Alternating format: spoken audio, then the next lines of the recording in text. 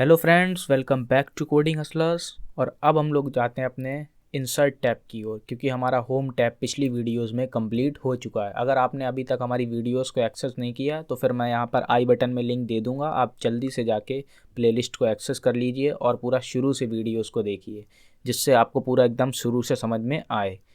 Insert tab के अंदर में सबसे पहला ऑप्शन मिलता है हमारा पाइवोट टेबल। ये दे रखा है ना पाइवोट टेबल। ये पाइवोट टेबल का यही वर्क होता है कि ये जो हमारा डेटा है इसको समराइज़ कर दे, वो भी एक टेबल की फॉर्म में, जिससे हमें पूरा समझ में आ जाए।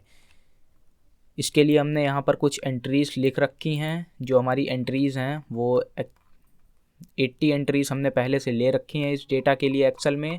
और चलिए इसमें देखते हैं कि पाइवोट टेबल कैसे वर्क करती है। तो सबसे पहले हम यहाँ पर टैब ले आते हैं और इस पूरे डेटा को हमें करना है सेलेक्ट। उसके लिए हम जाएंगे अपनी शॉर्टकट की के साथ। शॉर्टकट की क्या है? कंट्रोल ए। जैसे ही आप कीबोर्ड से कंट्रोल ए प्रेस करेंगे ये पूरा डेटा अपने आप सेलेक्ट हो चुका है। उसके बाद आ जाते हैं पाइवोट टेबल पे। पाइवोट टेबल में आपको दो ऑप्शन मिल जाएंगे, pivot table and pivot chart. सबसे पहले हम लोग पाइवोट टेबल को समझते हैं। पाइवोट टेबल पर जैसे ही आप क्लिक करेंगे ये सबसे पहले ऐसा डायलॉग बॉक्स आएगा छोटा सा बन के आपके सामने। यहाँ पर पूछ रहा है सिलेक्ट अ टेबल और रेंज। तो हमें इसमें टेबल की रेंज देनी है, जो कि हमने डेटा पूरा सिलेक्ट कर रखा था, वही उसने ये शीट 5 के पास से हमारा पूरा ले चुका है। उसके बाद ये कह रहा है choose where you want the pivot table report to be placed. यानी आपको जो पाइवोट टेबल का रिपोर्ट डेटा है वो कहाँ पर चाहिए, इसी शीट में चाहिए या फिर न्यू वर्कशीट में।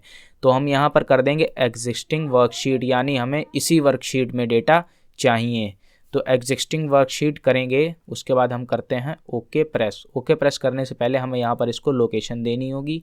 तो ये देखिए लोकेशन आ चुकी है, शीट 5 के I5 में जाना है इसको। तो हम ओके प्रेस कर देते हैं। अब हमारी यहाँ पर पाइवोट टेबल आ चुकी है। तो यहाँ पे हमारी ये पाइवोट टेबल आ चुकी है, लेकिन अभी इसमें हमें कुछ दिख नहीं रहा है क्योंकि कुछ हमारा अभी बन के आया नहीं है। सिंपल सी हमारी पाइवोट टेबल आ चुकी है। यहाँ पे हम इसमें सिलेक्ट कर लेते हैं ईयर। जैसे ही हमने ईयर सेलेक्ट किया, क्या आ गया? सम ऑफ ईयर। ये जितने यहाँ पे ईयर थे इनका इसने क्या कर दिया? सम कर दिया। और सम करके हमें कुछ इसने वैल्यू दिखा दी।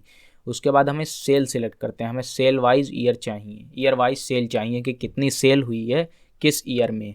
तो हमने जैसे ही ईयर सेल सिलेक्ट किया तो ये इसने sum of year and sum of sale कर दिया। अब यहाँ पर आपको ये नीचे एक ये फील्ड्स दे रखी होती हैं, ठीक है। तो इन फील्ड्स में आपको कुछ नहीं करना। यहाँ पे ये वैल्यूज़ के अंदर है अभी सम ऑफ ईयर भी और सम ऑफ सेल भी। जो भी वैल्यूज़ के अंदर रहेगा उसमें ये या तो अगर सम करवाएंगे तो सम कर देगा, नहीं तो सब्ट्रैक्शन कर देगा, मल्टीप्लिकेशन डिवाइड जो भी होगा वो वैल्यूज़ के अंदर ही होगा। तो हम इस सम ऑफ अ ईयर को इधर से उठा के इधर कर देते हैं।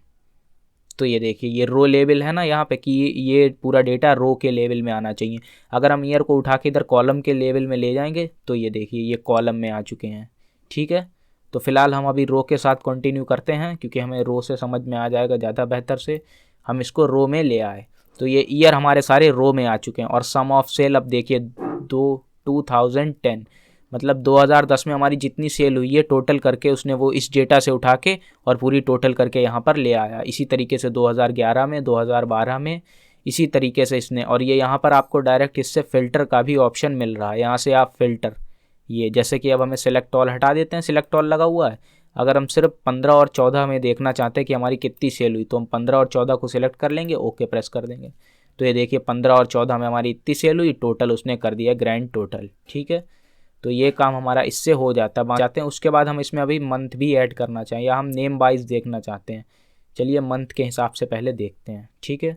तो ये देखिए 2010 में हमारे सिर्फ 2 ही मंथ थे, वो है अप्रैल में। इसमें सिर्फ 2011 में हमारा मई था, ठीक है। तो ये मंथ वाइज भी आ चुका है डेटा।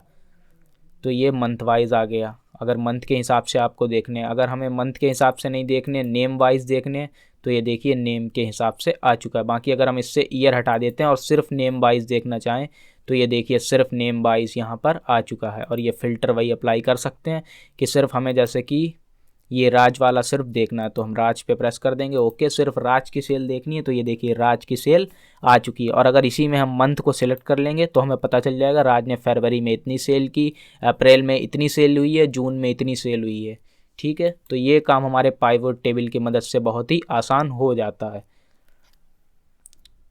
उसके बाद अभी पाइवोट टेबल को रिमूव कैसे करना है तो वो चीज़ देख लीजिए। इसके लिए हमें कुछ नहीं करना, सिंपली इसको सिलेक्ट कर लेना है और उसके बाद डिलीट बटन प्रेस कर देना, वो हमारा डिलीट हो जाएगा अगर हमको पाइवोट टेबल नहीं चाहिए। इसके बाद आ जाते हैं इंसर्ट के अंदर, और ये हमें दे रखा है पाइवोट चार्ट। पाइवोट चार्ट को देखने से पहले हमें फिर से वही डेटा पूरा सिलेक्ट करना होगा। सिलेक्ट करने के बाद हम आ जाते हैं पाइवोट चार्ट के अंदर। पाइवोट चार्ट के अंदर हमने सेलेक्ट कर लिया। उसके बाद यहाँ से पुराना पिछला वाला जैसा हमारा डायलॉग बॉक्स था बिल्कुल सेम वैसा ही डायलॉग बॉक्स इसमें भी ओपन होगा। इसके बाद हमें एग्जिस्टिंग वर्कशीट कर देना यहाँ से, और यहाँ से हमें दे देनी है इसकी लोकेशन। लोकेशन देने के बाद हम यहाँ पर ओके प्रेस कर देंगे। तो ये सिंपल सा चार्ट हमारे सामने आ चुका है। अभी इसमें कुछ भी नहीं है। सबसे पहले हम यहाँ से स्टूडेंट्स नेम सेलेक्ट कर लेते हैं, जो कि हमारी एक्सेस फील्ड के अंदर आ चुके हैं। यहाँ पे आपको ये 4 फील्ड्स दे रखी हैं। यहाँ पे ये 4 फील्ड्स दे रखी हैं आपको। इसके अंदर दे रखी है हमारी एक्सेस फील्ड। एक्सेस फील्ड के अंदर हमारा स्टूडेंट्स नेम आ चुका है। इसके बाद हम यहाँ से सब्जेक्ट सेलेक्ट कर लेते हैं। तो ये भी हमारा एक्सेस फील्ड में आ चुका है। इसको हमें वैल्यू में ले जाना है। वैल्यू में ले जाने के बाद ये इनको काउंट कर रहा है। हमें इसको काउंट नहीं, हमें यहाँ से इसकी फील्ड चेंज करनी होगी वैल्यू फील्ड सेटिंग से। ये देखिए यहाँ से आप इसका एवरेज ले सकते हैं, मैक्स ले सकते हैं, मिनिमम ले सकते हैं, लेकिन हमें इसका सम लेना है अभी यहाँ। तो इसके अंदर जाके हम यहाँ से चेंज कर सकते हैं। हमने सम सेलेक्ट कर लिया एंड ओके प्रेस कर देंगे।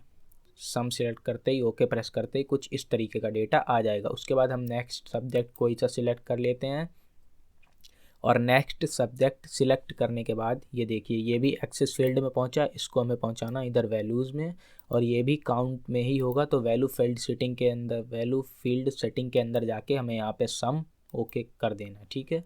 तो ये देखिए ये सम ऑफ इंग्लिश ब्लू कलर से आ रहा होगा, सम ऑफ मैथ किससे आ रहा है, रेड कलर से। इसी तरीके से अगर हम ये टोटल सिलेक्ट करेंगे, और टोटल के अंदर हम टोटल में भी वही करते हैं, ये काउंट ले रहा है तो वैल्यू फील्ड सेटिंग में जाना है और सम कर देना है। सम करने के बाद ये इसका सम आ चुका है। सम किससे, ग्रीन कलर से। तो ये देखिए सम दिखा रहा है कि सबसे ज़्यादा टोटल किसका है, इसका, रवि का, ठीक है। इसका सबसे ज़्यादा टोटल हो रहा है। तो ये इसी तरीके से सम दिखाएगा। इसी तरीके से ये आप अपने पाइवोट चार्ट बना सकते हैं या पाइवोट टेबल बना सकते हैं। आई होप आपको समझ में आई होगी।